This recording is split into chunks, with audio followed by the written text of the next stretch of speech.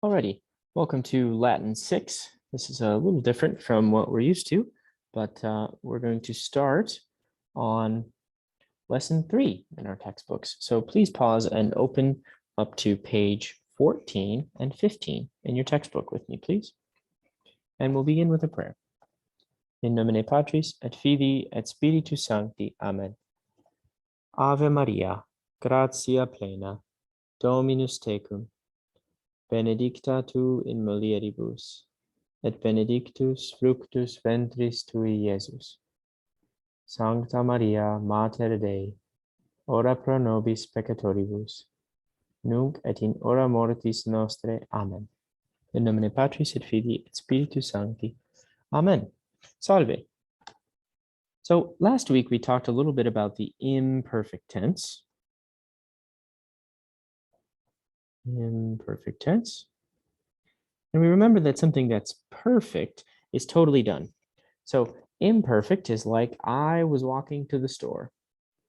And it was a 5-mile walk and it was raining the whole time and windy. And by the time I got there, it was dark and I was wet. Okay, but I was walking that whole time. So we have wasing and wering, right?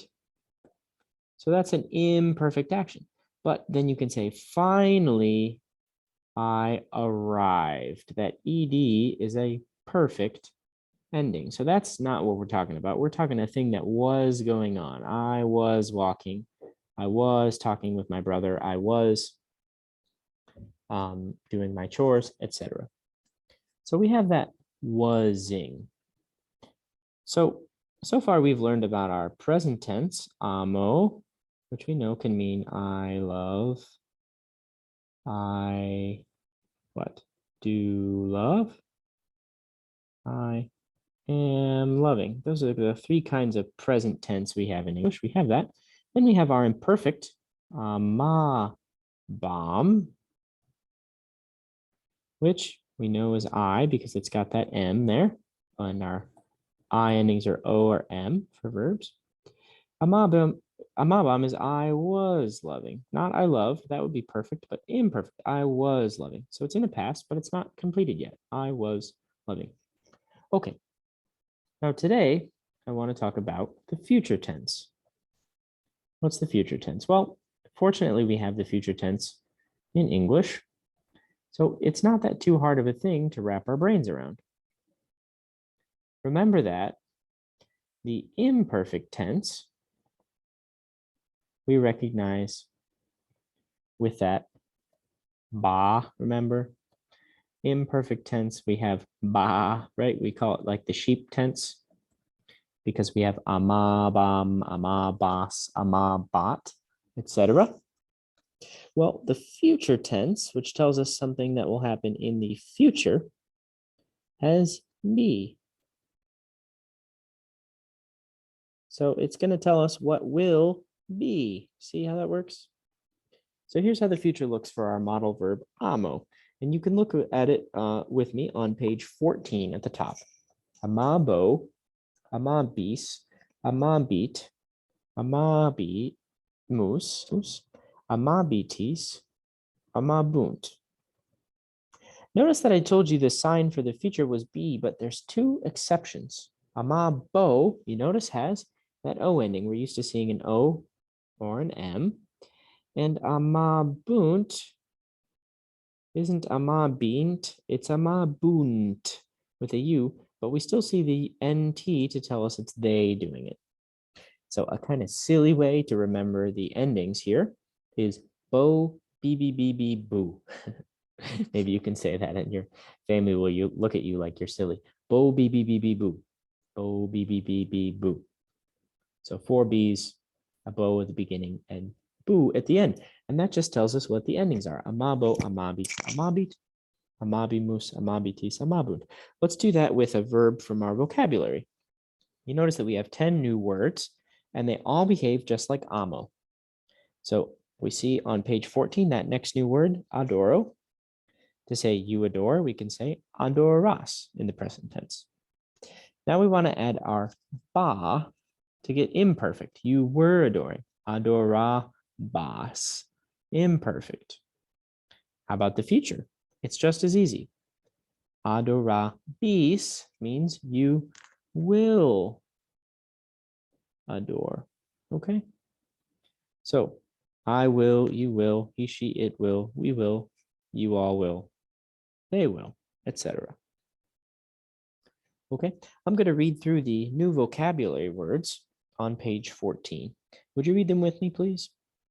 Adoro, I adore. Ambulo, I walk.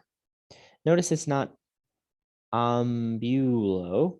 There's that accent mark on the A to tell us where to put the stress of the word, where to put the emphasis when we're pronouncing it. Ambulo, right?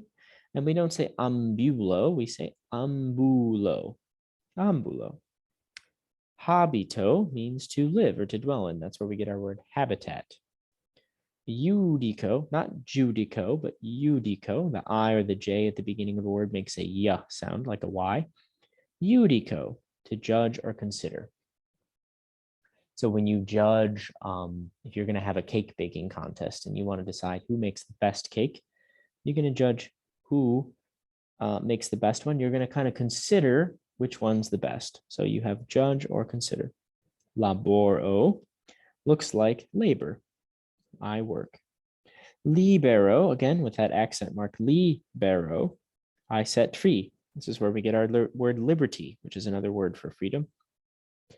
Navigo means I sail.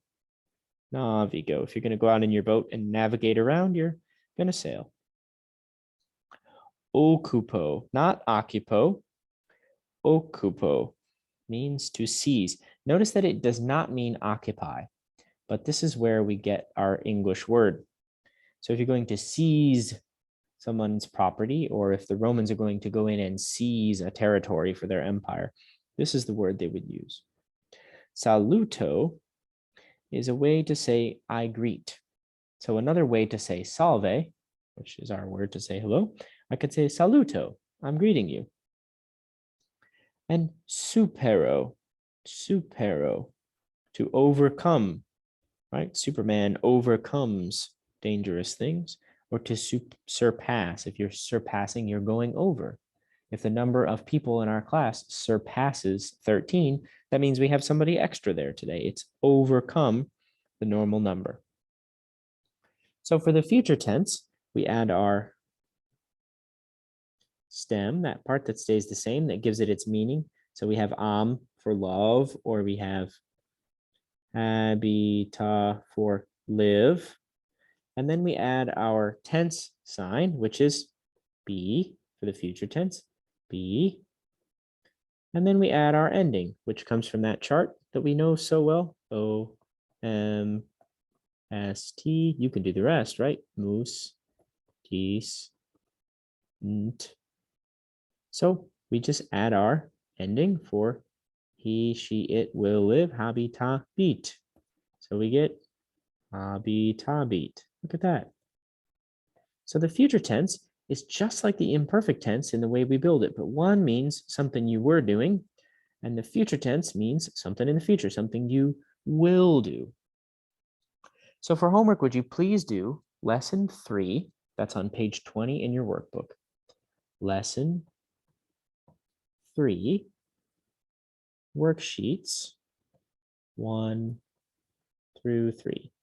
We'll check over these and go over the answers when we see each other next. But if you have any questions or you're not sure what to do, would you please send me an email? And a reminder that we don't do questions that ask about the sentence pattern.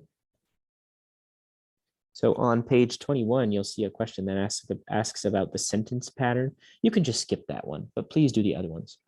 So homework is worksheets 1 through 3 on lesson 3 to learn about the future tense.